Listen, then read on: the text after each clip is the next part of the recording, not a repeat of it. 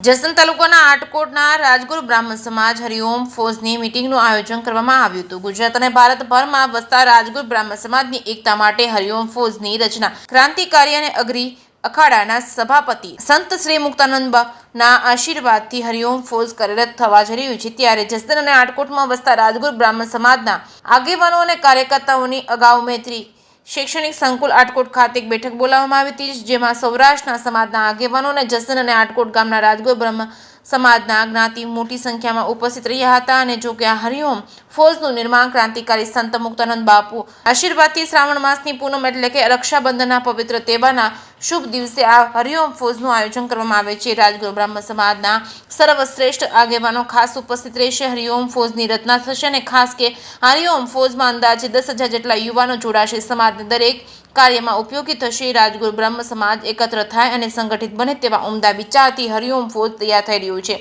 આજે હરિઓમ ફૌજની આગોતરા બેઠકમાં સૌરાષ્ટ્રના સમાજ આગેવાન જયેશભાઈ દવે, ઈશ્વરભાઈ તેરૈયા, જીતુભાઈ તેમજ જસદણના જયંતિભાઈ જોશી, ઘનશ્યામભાઈ તેમજ પરેશભાઈ જોશી, રાજુભાઈ જોશી સહિત રાજગુરુ બ્રહ્મ સમાજના આગેવાનો ઉપસ્થિત રહ્યા હતા। જે કે સિંહ ગુજરાતી સાથે કરશન બામટા, આટકોટ।